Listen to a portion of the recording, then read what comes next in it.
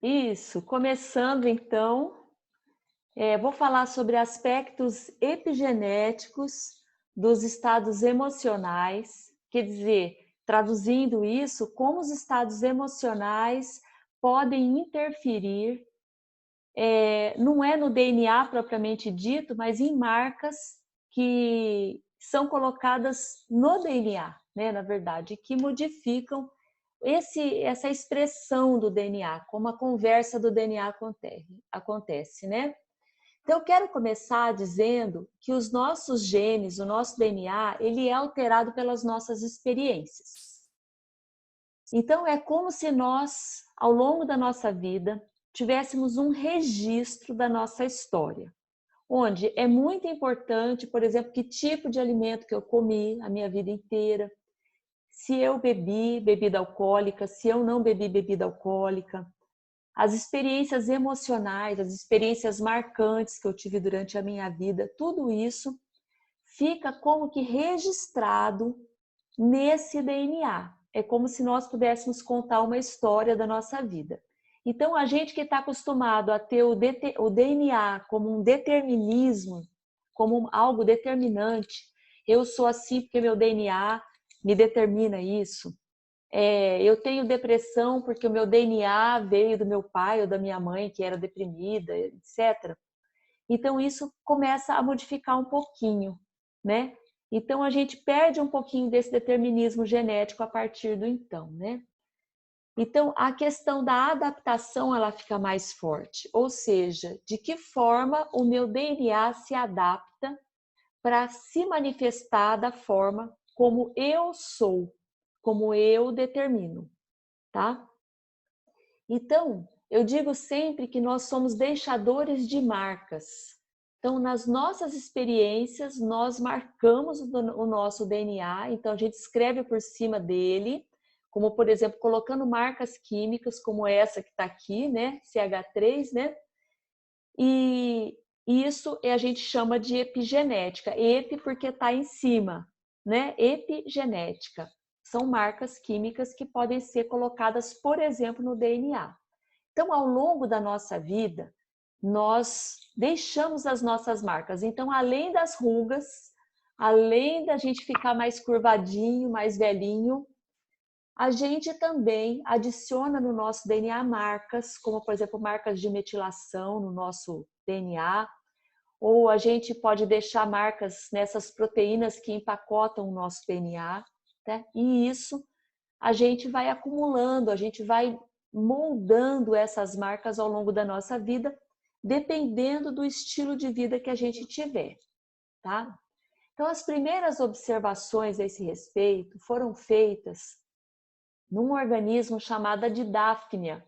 É esse microcrustáceo que está aqui, que quando exposta a predadores, elas desenvolvem uns espinhos defensivos que perduram por várias gerações. Ou seja, se eu pegar os ovinhos dessa Daphnia e colocar num aquário separado, esses crustáceos, filhos dessa mãe exposta a predadores, ela vai nascer já com os espinhos, ou seja, ela herda a experiência da mãe frente ao predador, mesmo que ela nunca tenha visto o predador. Por isso que a gente fala que a epigenética ela é importante para adaptar aquele indivíduo no meio ambiente.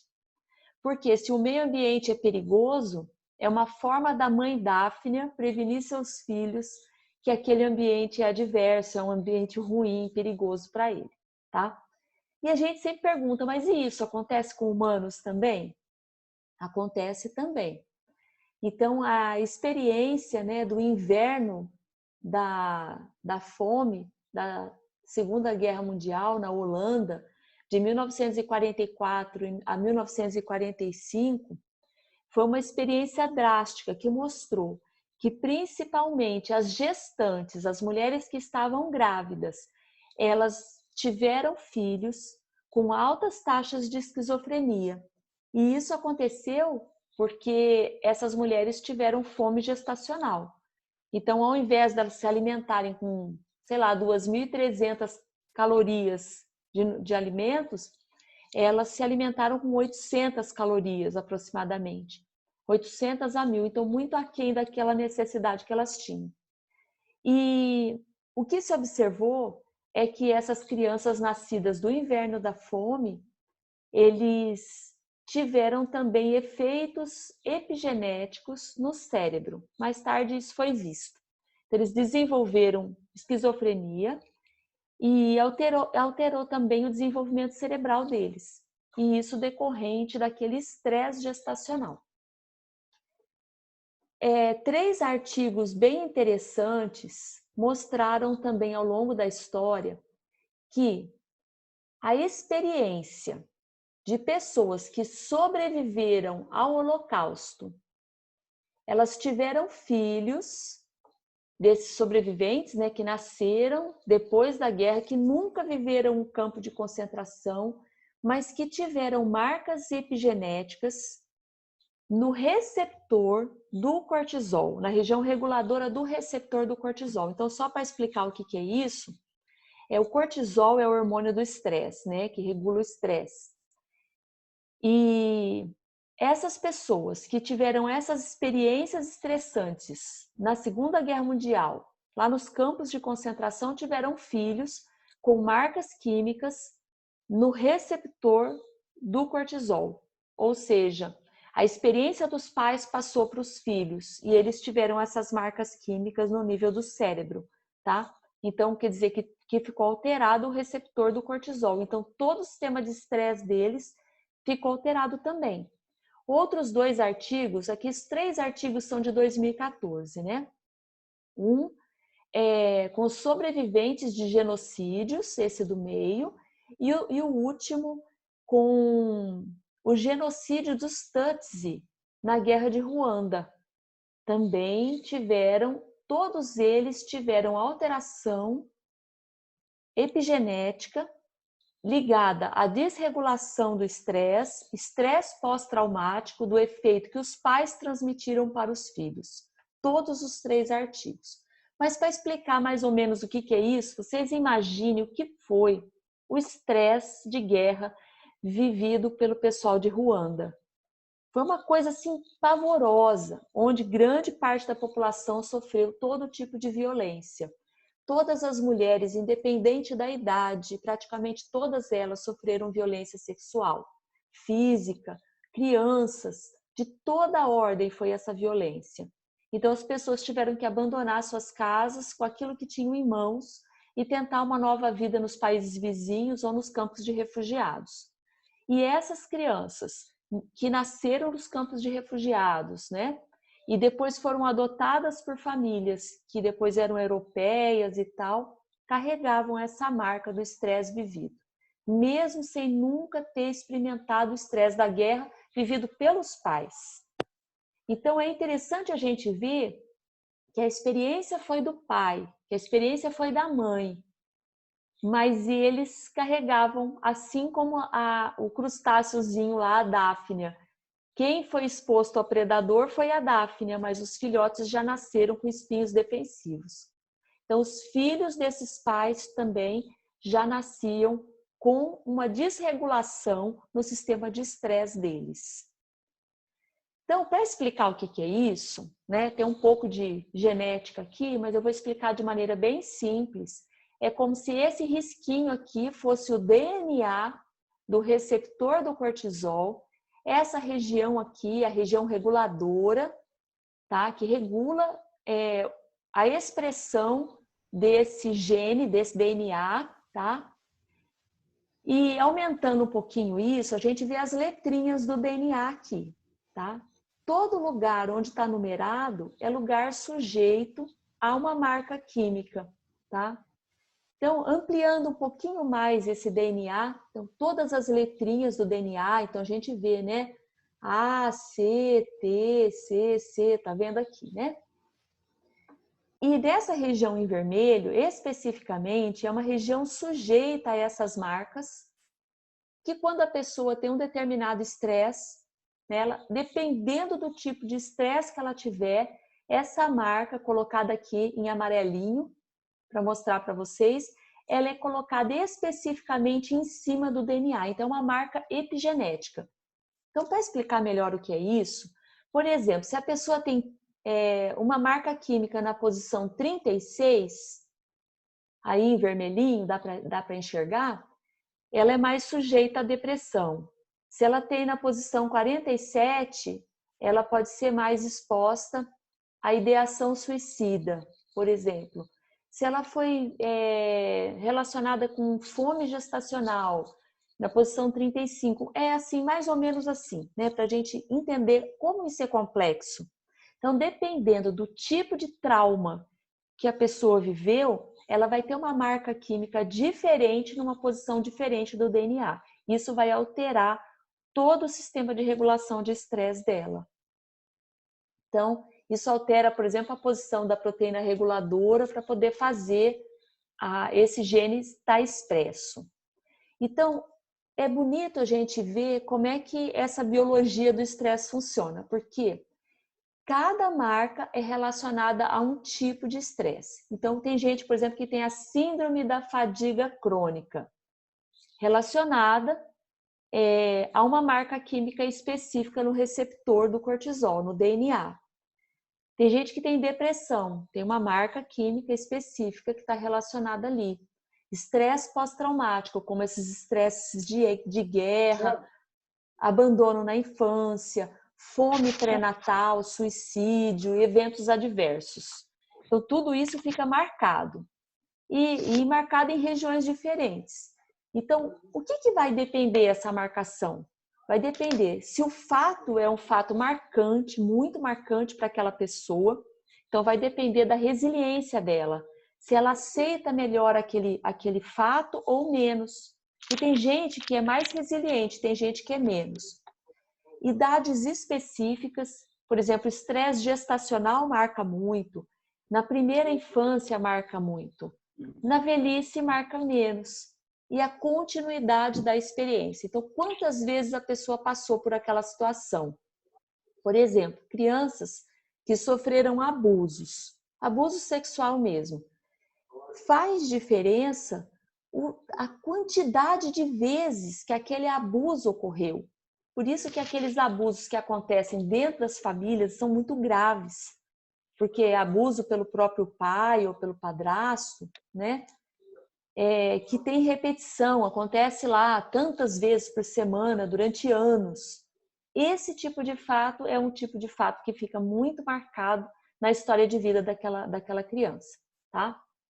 E que vai marcar o DNA e pode passar até para as futuras gerações. Nós vimos no nosso estudo, né? Nós estudamos, acho que 380 pessoas, eu acho. Estudamos o DNA dessas pessoas para ver qual que era o peso, por exemplo, de ser mulher na manifestação da depressão. E nós vimos que só o fato da pessoa nascer mulher já tem mais probabilidade da pessoa de manifestar depressão. Se a pessoa é fumante, também tem um peso grande. A autopercepção de estresse, como ela se sente mesmo estressada. Se ela tem atividade de lazer, é importante também. A pessoa que tem menos atividade de lazer tem mais chance de ter depressão. Se ela tem ideação suicida e, na análise do DNA, se ela tem metilação em duas posições, na posição 40 e na posição 46, tá? Na posição 40 e 46. Vou voltar para mostrar onde que é. Olha, aqui no vermelhinho, onde tem, aqui embaixo, dá para ver melhor, 40 e na posição 46. Aqui embaixo, dá para ver bem, posição 46.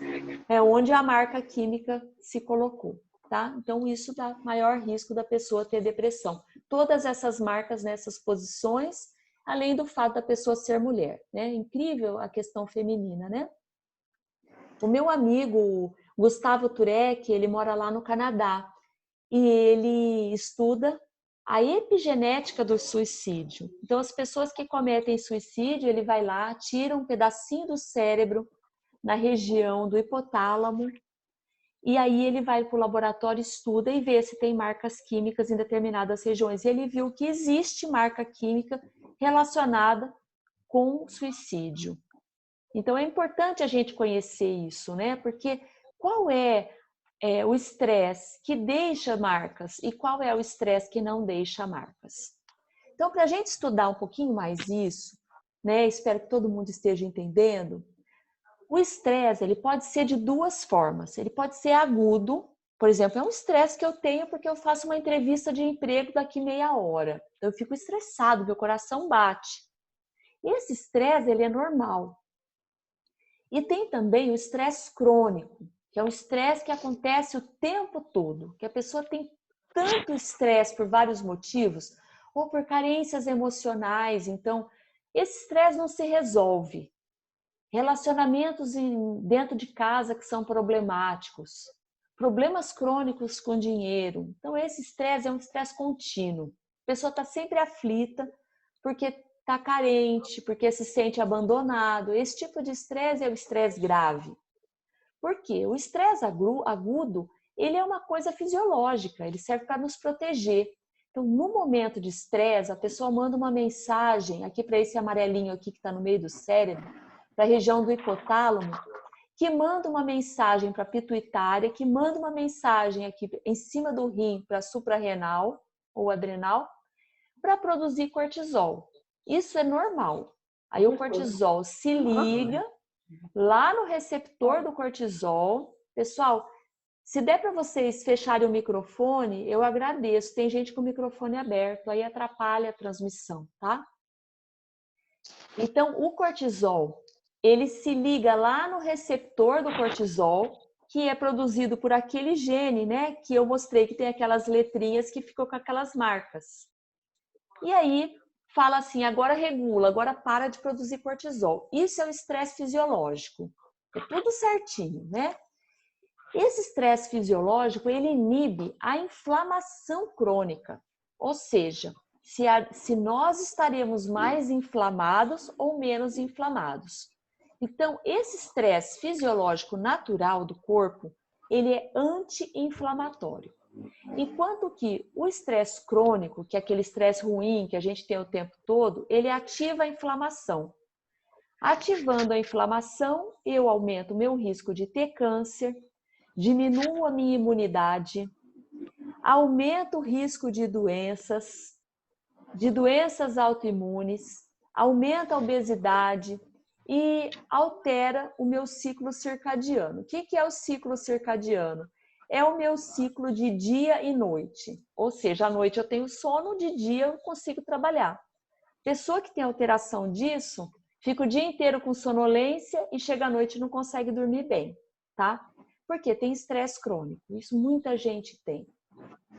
Então, o que acontece no estresse fisiológico? O cortisol, que é o hormônio do estresse, entra dentro da célula, se liga no DNA e faz a expressão da genética normal para produzir as proteínas que são importantes para o nosso corpo em situação fisiológica, em situação normal.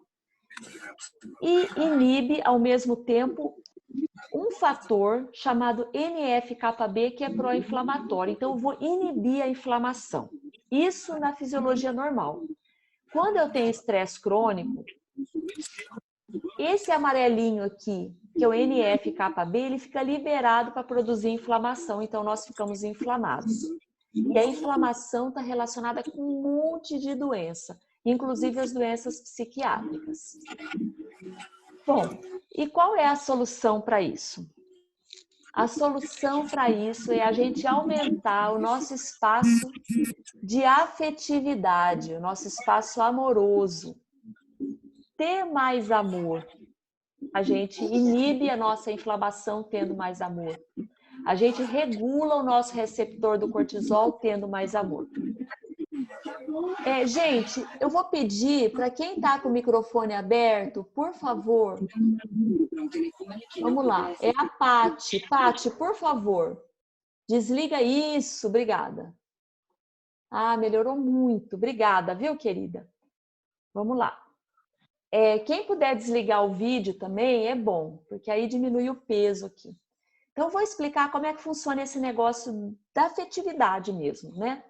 Então, o que eles perceberam? Que os ratinhos que eram lambidos, quando eram bebês, né? Quando eles eram lambidos, eles se tornavam ratinhos felizes na idade adulta.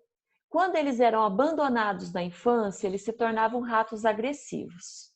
Então, quer dizer, o que fazia diferença em ter uma vida social normal do rato ou uma vida estranha, agressiva do rato, era o fato dele ter recebido carinho na infância. Então, a mãe, ela tem um comportamento que é um comportamento de lamber ativamente os seus filhotes. Quando ela lambe ativamente os filhotes, o receptor do cortisol lá no cérebro, ele funciona normalmente, está ligado. E esse rato tem uma regulação de estresse normal. Mas quando o rato não é lambido, ele se torna um rato agressivo. Se a gente for olhar lá no receptor do cortisol, tem várias marcas químicas, que são essas bolinhas vermelhas, que impedem a ligação das proteínas reguladoras do estresse. E aí, esse rato se torna um rato agressivo. E a gente vê isso na prática. Crianças que sofreram abuso, crianças que sofreram agressões, essas crianças também têm esses comportamentos e na escola a gente vê isso, que são aquelas crianças que mordem o colega, que brigam, que estão sempre nervosas e que também não aceitam a afetividade. E mais interessante do que isso é que esses ratos que sofreram agressão, eles vão perpetuar esse comportamento de não lamber os filhotes também. Quer dizer, na próxima geração, esses filhotes desses ratos não serão lambidos. E eles sempre vão produzir ratos agressivos, tá? Perceberam também isso já com gente que o cuidado da mãe ele está relacionada com a expressão da ocitocina, na verdade do gene que recebe a ocitocina, da proteína que recebe a ocitocina. A ocitocina é a substância do amor, é a expressão do amor. Vou dar um exemplo para vocês. Quando a mãe olha o bebê, cheira o bebê, que é o filho dela que acabou de nascer, imediatamente ela produz ocitocina, que é como se fosse a expressão do amor. E aí o leite desce, né? É bonito essa coisa toda, né? Então, o cuidado da mãe com os seus filhos, ela altera a ocitocina e também influencia no cuidado materno da cria, né, do filho, e no limiar de estresse dele. Ou seja, na idade adulta, ele vai ser mais estressado ou menos estressado, dependendo como é que foi o cuidado da sua mãe. E isso é importante para o desenvolvimento do cérebro daquela criança. Então, na idade adulta, ele vai ter um desenvolvimento neural normal ou anormal, dependendo de como ele foi tratado pela mãe dele. E isso vai passar de uma geração para outra. Então, o desenvolvimento do cérebro normal depende dessa interação positiva entre a mãe e o bebê. Se a mãe teve uma interação boa com seu filho, o desenvolvimento cerebral desse bebê vai ser normal. Isso vai ficar para toda a vida da pessoa. Quer dizer, a possibilidade dela ser feliz ou não depende muito disso. Por isso que a gente tem que ter programa social que dê suporte a essas mães. Porque olha quantas mães no Brasil, por exemplo, são abandonadas. Quantas mães criam seus filhos sozinhas no Brasil? São inúmeras. Então, olha como é importante a gente dar suporte. Ter a avó que vem cuidar, ter a família que dá suporte. Mas, às vezes, por exemplo, uma jovem fica grávida. Primeira coisa que acontece, ela é abandonada. Ela é abandonada pelo namorado, depois o pai manda para fora de casa, aí ela fica no mundo, ela tem que sobreviver. Imagina como será o desenvolvimento cerebral dessa criança. E ela vai ter menos chance. E será mais tarde um problema social, um problema para toda a sociedade. Bom, deixa eu só apagar aqui um barulhinho. Então, essa interação da mãe com o bebê, ela é feita através de vários sinais químicos de cheiros, de comportamentos, de barulhinhos que o bebê faz, ou da voz da mãe, ou da entonação da voz da mãe, e respostas que acontecem numa conversa que é entre a mãe e o bebê. Então, a mãe dá o beijinho, a mãe respira profundamente, ela faz carinho, ela deixa o bebê confortável. E quando isso não acontece, o desenvolvimento cerebral do bebê não é normal. Se a mãe, por exemplo, deixa a criança chorando no berço, deixa suja ou deixa com fome, ela não terá desenvolvimento cerebral normal, afetivo normal e psicossocial normal. Mas se ela tiver essa interação com seu filho, tudo isso será normal, né? E isso passa através das gerações. Então, acredita-se que seja assim. A genética da mãe, as experiências dos antepassados daquela mãe, os hormônios daquela pessoa e o contexto presente modifica a neuroquímica da mãe, a neuroanatomia, como é que é o cérebro daquela mãe e também o comportamento. E isso vai fazer com que o bebê ele nasça com a sua neuroquímica, a sua neuroanatomia e o seu comportamento. Mas isso também pode ser modificado com as experiências do útero que aquele bebê viveu, com os hormônios que ele foi exposto e o presente, aquilo que ele é exposto. Então, ele vai ser, né, um bebê que vai ter sua neuroanatomia, sua neuroquímica, o seu comportamento.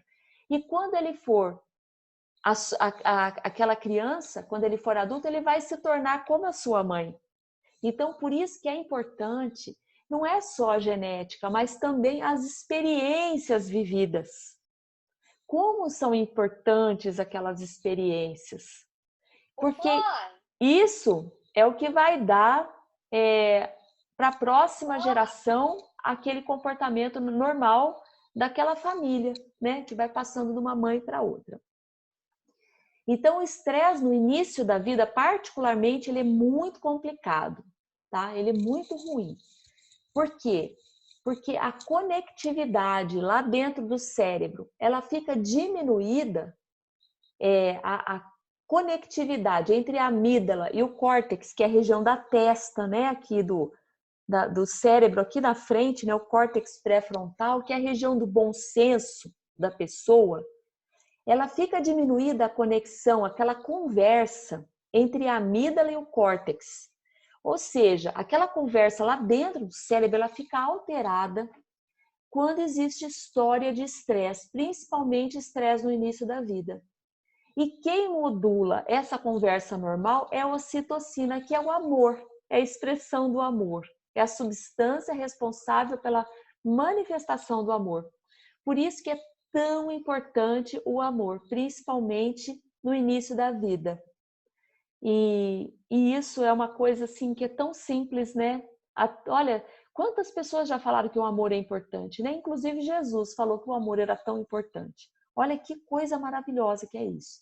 A gente pensar que mesmo que faltem as coisas, que a gente não possa dar tudo aos nossos filhos e aos nossos netos, mas se eles tiverem amor, isso vai fazer grande diferença no desenvolvimento social, cerebral, e vai dar mais chance daquela pessoa ser mais feliz e passar isso para as próximas gerações. Então, os estudos falam que o estresse pré-natal, né, o estresse intraútero e neonatal também, assim que a criança nasceu, ela altera a programação do cérebro. Então, a pessoa que lá dentro do útero, bebezinho, que passou por alterações promovidas pelo estresse materno, ela vai ter alterações de marcas químicas lá no cérebro e risco elevado de doença mental na idade adulta. E se você for olhar a placenta dele, ele vai ter alterações epigenéticas na placenta também. Por isso que a gente não precisa estudar o cérebro da criança, mas a gente pode estudar a placenta e a gente sabe que lá no cérebro está alterado. E, além disso, outras alterações vão acontecer, como baixo peso, pode dar pré-eclâmpsia, problemas no nascimento, problemas do parto, um monte de problema. Mas na idade adulta vai dar maior risco de doença mental. Então, o que eles fizeram? Eles fizeram estudos com modelos animais, ou seja, pegaram ratos, ratas, prenhes e submeteram essas ratinhas ao estresse gestacional, ou seja, elas estavam grávidas, né, prenhes, e foram submetidas ao estresse. E aí, o que eles viram? Que os ratinhos nascidos, eles tiveram mais um tipo de comportamento parecido com esquizofrenia, tiveram mais dificuldade de aprendizagem, tiveram um comportamento social alterado e uma coisa que a gente tem visto muito, que é a hiperatividade, famoso TDAH. A gente tem visto isso com as crianças com TDAH, transtorno de déficit de atenção e hiperatividade. Além disso, eles estudaram alterações moleculares dessas marcas químicas epigenéticas lá no córtex pré-frontal, ou seja, a região do bom senso, do discernimento, faço ou não faço? No rato, né? Mas lembrando que na espécie humana é que nos dá o bom senso. As boas escolhas vêm de um bom funcionamento do córtex pré-frontal. E eles acharam um monte de marca química no córtex desses ratinhos. Tiveram também alteração da maturação desse córtex, até no número de giros lá do cérebro, e alterações no eixo, que é hipotálamo pituitário adrenal, aquele do HPA que produz o cortisol. E também alteração na neuroadaptação do cérebro, que é a plasticidade cerebral, ou seja, a gente vai modificando o nosso cérebro. Quanto mais eu estudo, mais ele se desenvolve, aprendo coisas. Então, esses ratinhos tiveram alteração na plasticidade cerebral, ou seja, menor neuroadaptação. Aprendia menos, se adaptava menos. Então, isso é bem ruim. Então, para a gente ver como é importante a gente reduzir estresse, né?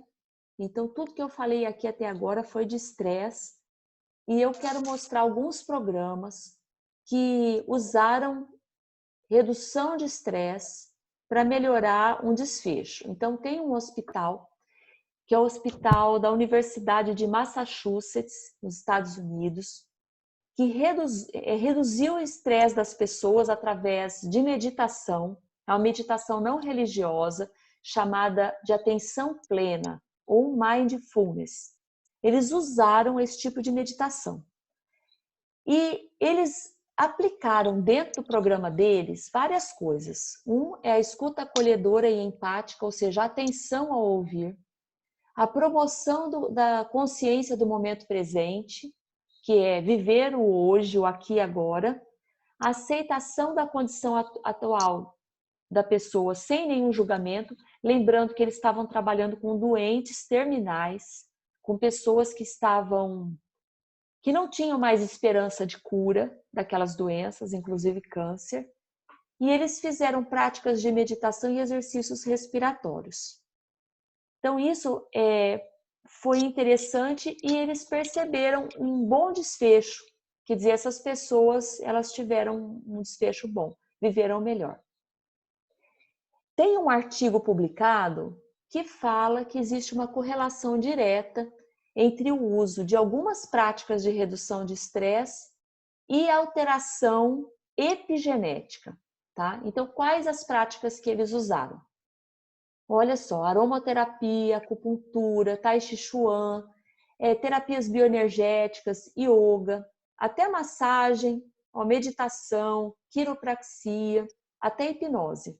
Usaram também suplementações vitamínicas, chás, herbalismo, várias coisas eles usaram e viram que houve diminuição da inflamação crônica. Houve diminuição do estresse e houve diminuição da inflamação crônica. E o marcador que eles usaram para ver inflamação crônica foi esse NF-κB. Se alguém tiver lembrado disso, NF-κB a gente viu que ele se liga o cortisol fisiológico se liga nele e inibe a inflamação quando é estresse fisiológico. Quando é estresse crônico, aí não, aí dá inflamação. E a inflamação aumenta o risco de todas as doenças que vocês podem imaginar na vida de vocês, tá? Então, eles perceberam que, usando essas práticas de redução de estresse, eu modifico no âmbito fisiológico, psicológico, o indivíduo se sente melhor, no âmbito fisiológico, onde ele altera a bioquímica, reduzindo o cortisol, reduzindo a inflamação. Depois ele modifica no nível celular e bioquímico e até, finalmente, se o comportamento é mantido, isso é importante, no nível epigenético. Depois que mudou o nível epigenético, e isso é mantido, e aí a pessoa se torna aquilo, ou seja, ela se torna menos estressada. Então ela precisa de um tempo para que isso aconteça e precisa manter o comportamento. Então não adianta fazer meditação um dia. Ela tem que fazer meditação, ela tem que ser aquilo. Ela tem que se tornar menos estressada, tá? Tá acabando já, hein, gente? Depois a gente vai para um bate-papo. Bom, para vocês terem uma ideia de como essas práticas são interessantes, existem chás que são prescritos na medicina tradicional chinesa e eles testaram nesse artigo 3.294 compostos e viram que 36% desses compostos eles agem no nível epigenético, ou seja, alterando essas marcas químicas. Quer dizer que eles modificam. E a gente fala assim, não, eu quero tomar um remédio lá de farmácia, né? Mas a gente não imagina que essa prática de uso desses chás, lá na China, por exemplo, ele é usado há 2.100 anos. É baseado em acertos e erros ao longo de muito, muito tempo. Enquanto que quando a gente toma uma droga de farmácia, ela tem um alvo único, então ela tem mais risco de efeitos colaterais, tá? Então, não estou falando mal da droga de farmácia, mas estou dizendo que esse famoso chazinho da vovó é uma coisa que funciona. Isso é a ciência que está dizendo, tá? Então, vou falar um pouquinho mais sobre meditar, né? Que é você estar em atenção plena. Não precisa ser essa meditação como a gente imagina que seja, né? É só de você estar presente no aqui e no agora e não estar no futuro, pensando no que vai fazer depois, já é uma coisa que já altera o DNA, já altera a epigenética. Olha só, dos 23.000 genes que nós temos no nosso genoma, aproximadamente, que ninguém sabe o número exato, 1.000, quer dizer, 1.000 em 23.000 é bastante, hein, gente? São alterados com a prática de meditação. Só de você fazer meditação. Outra coisa, o fato de você fazer meditação, ou seja, de você estar no aqui e no agora, no momento presente, você também influencia o tamanho da pontinha dos seus cromossomos, chamadas de telômeros. Isso é ligado ao envelhecimento celular. Quando você medita, você envelhece menos. É como se você tivesse uma idade molecular, uma idade celular menor. Quer dizer, em vez de fazer plástica, faça meditação, né? Além disso, a prática da meditação também diminui tudo quanto é doença relacionada com o estilo de vida. Quais são elas? Hipertensão, diabetes, obesidade e câncer, tá? Só de você diminuir a obesidade, você já diminui 50% das suas comorbidades, né? E, além disso, você melhora os estados positivos da mente, tá? Então, tem aqui uma revisão de 2019 que fala de epigenética e de meditação, é bem bonita, e ela fala várias coisas. Depois que alguém quiser ler mais esses artigos, são artigos muito bonitos. O fato de você fazer meditação já muda muito.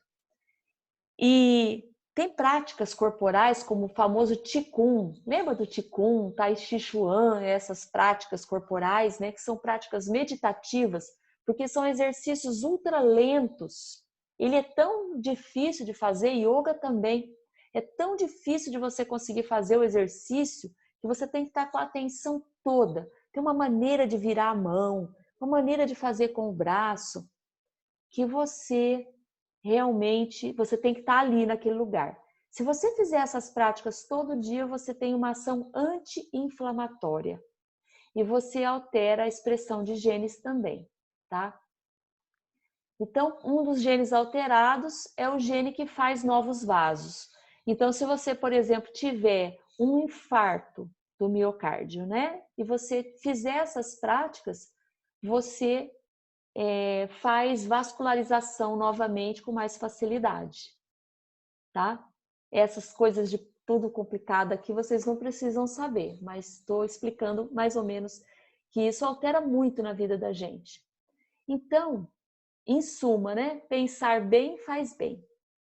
Pensar bem, ter bons pensamentos, você ser menos estressado, você altera a tua plasticidade ou neuroadaptação, né? O teu cérebro funciona diferente. E quem realiza essas atividades, como meditação, yoga, práticas corporais, ele reage menos, ou seja, ele tem um espaço interno melhor para ele poder tomar decisões. Ele não é reativo. Então ele está muito mais adaptado, o corpo dele, né, está melhor. Então o olhar é como nós olhamos o mundo, né? Esse primeiro soldadinho aqui está assim, né? Caramba, é grande a beça, não tem como vencer. O primeiro está morrendo de medo, a carinha dele. E o segundo, caramba, é grande a beça, não tem como errar. Olha o tamanho do dragão que está aqui na frente dele, ó, tô vendo só o pezinho dele aqui com a unha. Então é isso, frente aos problemas da vida, dependendo de como nós reagirmos, de como que a gente tiver, a gente vai estar mais ou menos estressado e a expressão dos nossos genes vai modificar. Então, frente aí a essa pandemia, tudo que nós estamos vivendo hoje, né, coronavírus, a gente pode escolher, né? O que eu vou fazer? Então, eu posso fazer atividade física todo dia, ter metas, ter uma rotina, eu posso, isso é cuidar da saúde, isso vai aumentar a minha imunidade, isso vai melhorar a minha vida, tá? E para finalizar, os artigos falam que os indivíduos que fazem essas práticas, e aqui ele traz o Tai Chi Chuan e o Qigong, ele está mais relaxado e ele tem uma assinatura molecular. Então, o que é isso? Se eu tirar o sangue de uma pessoa e levar para o laboratório para analisar uma que é estressada e uma que não é estressada, eu consigo identificar essas pessoas, porque elas são diferentes. Ok? Então é isso. Eu vou parar aqui para a gente poder fazer perguntas, tá? Vou dar um